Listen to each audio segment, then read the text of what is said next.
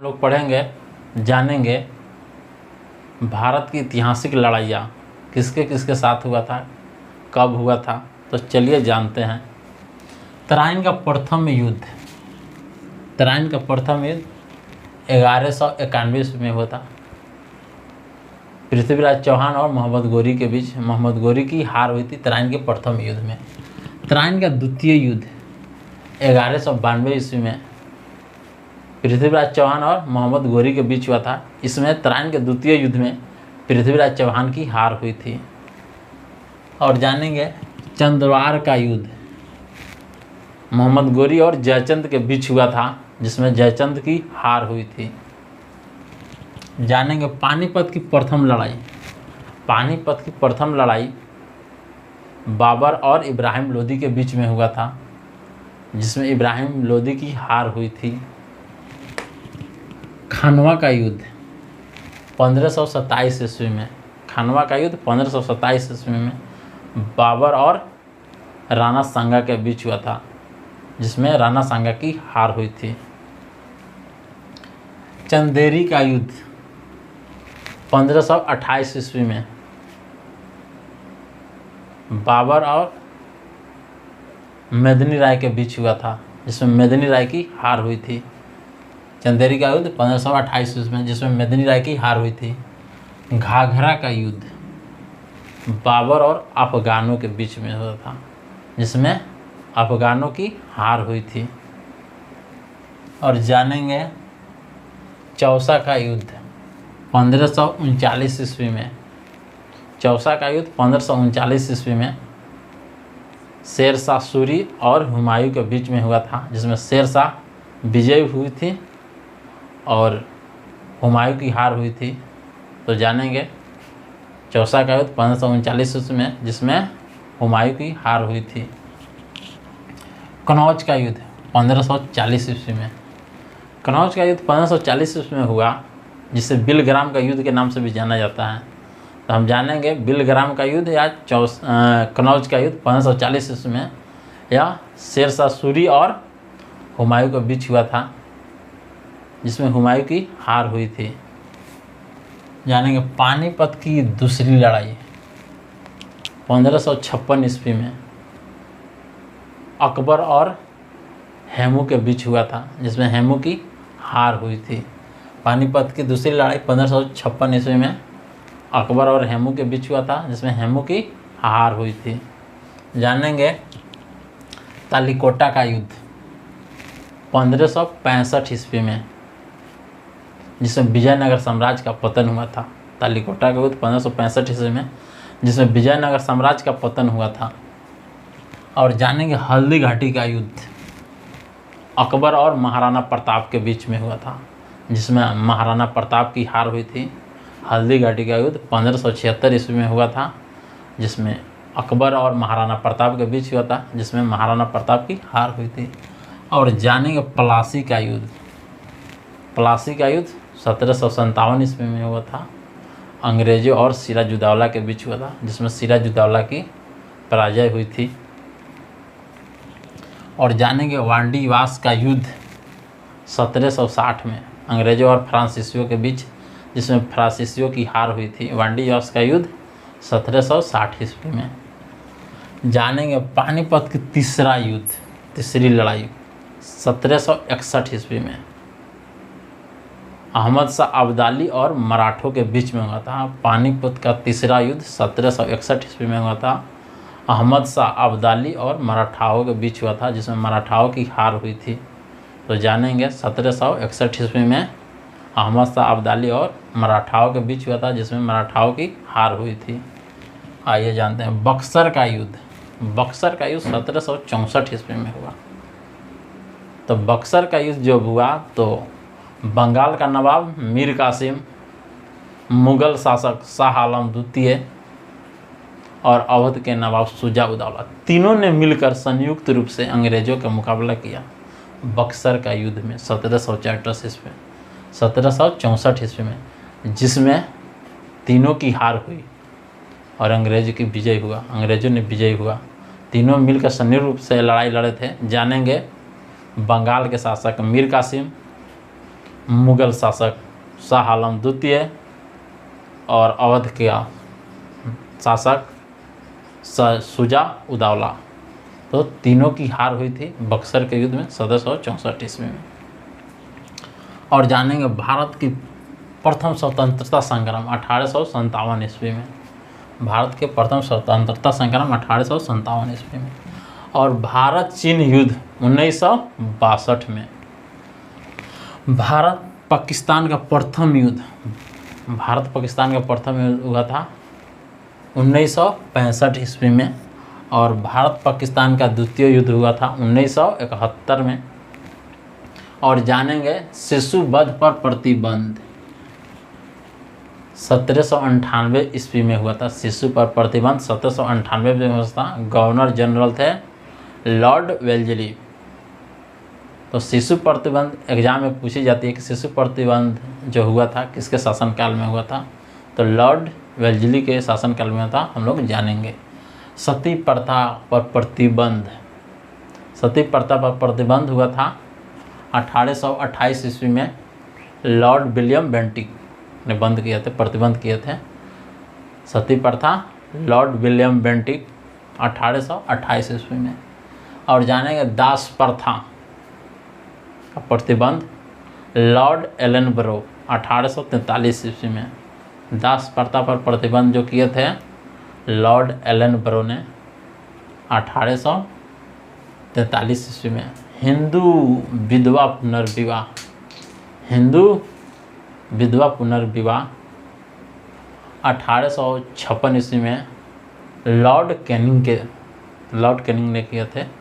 Lord Canning के शासनकाल में हुआ था 1856 में। हिंदू विधवा पुनर्विवाह 1856 लॉर्ड कैनिंग। जानेंगे नेटिव मैरिज एक्ट 1872 जिसे अंतर्जातीय विवाह लागू किया गया नॉर्थ ब्रुक के शासनकाल में। अध्यक्ष गवर्नर जनरल थे नॉर्थ ब्रुक, उन्हीं के शासनकाल में। तो हम जानेंगे नेटिव मैरिज एक्ट अंतर्जातीय विवाह 1872 नॉर्थ ब्रुक। आइए जानते हैं age of consent act Lansdowne के शासनकाल में 1891 में, जिसमें लड़कियों की विवाह की न्यूनतम आयु 12 वर्ष की गई थी। तो जानेंगे एज ऑफ कंसेंट एक्ट 1891 में लैंसडाउन के समय लड़कियों की उम्र विवाह के लिए न्यूनतम 12 वर्ष की गई थी। और जानेंगे सरदा एक्ट 1930 में लॉर्ड इरविन के समय लॉर्ड इरविन ने किया था सरदा एक्ट, जिसमें विवाह के लिए सरदा एक्ट जो है विवाह से संबंधित है, जिसमें लड़कियों की न्यूनतम आयु 14 वर्ष और लड़कों की न्यूनतम आयु 18 वर्ष। तो हम जानेंगे सरदा एक्ट में लॉर्ड इरविन। आइए जानते हैं भारतीय राष्ट्रीय कांग्रेस की स्थापना। भारतीय राष्ट्रीय कांग्रेस की स्थापना 28 दिसंबर 1885 में हुआ था मुंबई में, जिसके संस्थापक थे एवो हुरुम।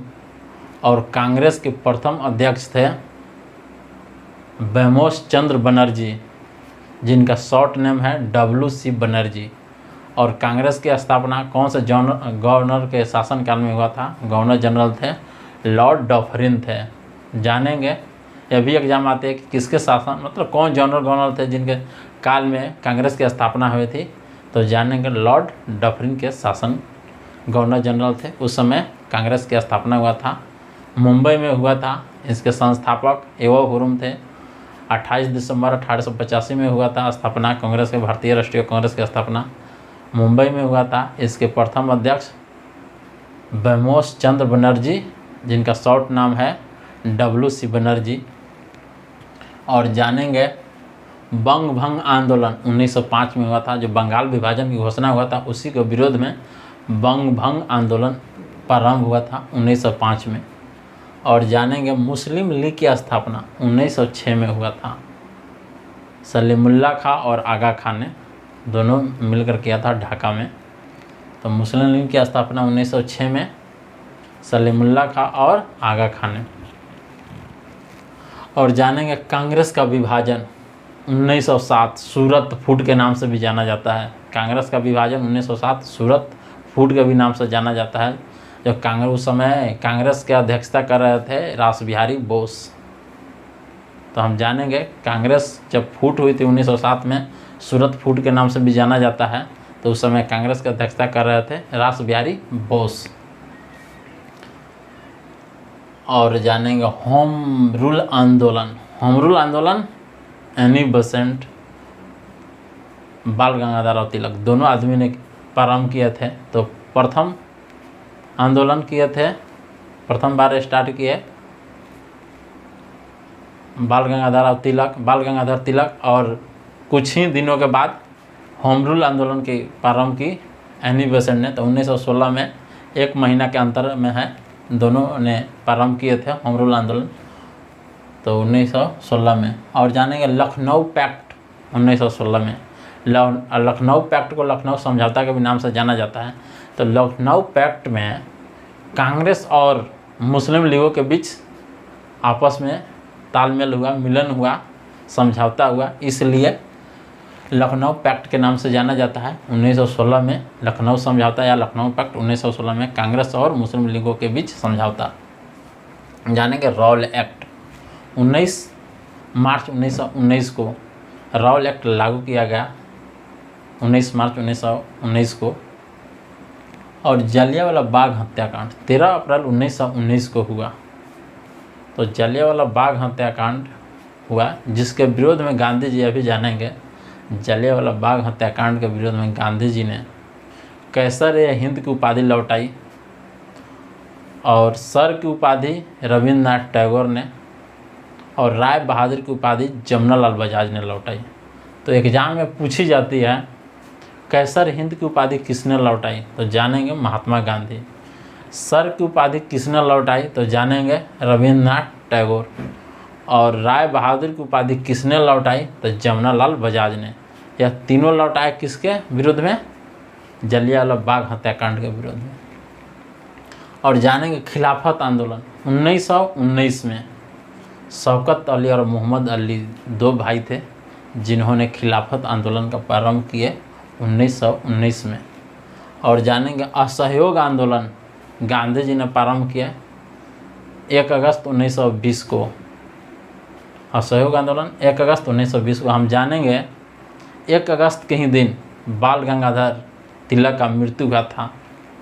जिस दिन गांधी जी ने असहयोग आंदोलन प्रारंभ किए उसी दिन बाल गंगाधर तिलक का मृत्यु हुआ 1 अगस्त 1920 को। तो हम लोग याद करेंगे जिस दिन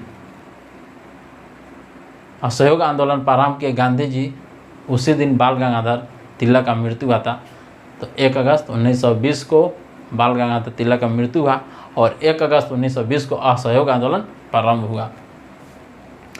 चौरी चौरा कांड 5 फरवरी 1922 को, जिसमें चौरी चौरा कांड जो हुआ उसमें बहुत सारे पुलिसों को मार दिया गया था, जिसके कारण गांधी जी ने 11 फरवरी 1922 को असहयोग आंदोलन को स्थगित कर दिए थे।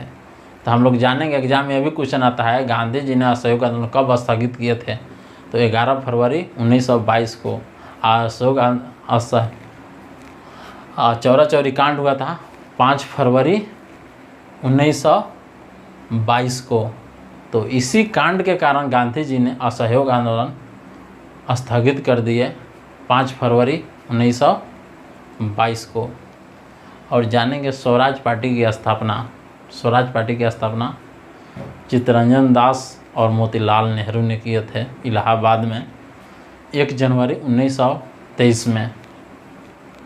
1 जनवरी 1923 में इलाहाबाद में स्वराज पार्टी की स्थापना किए चित्तरंजन दास, मोतीलाल नेहरू। तो ये वीडियो आप लोगों को अच्छा लगा होगा। मिलेंगे अगले वीडियो में। जय हिंद, जय भारत।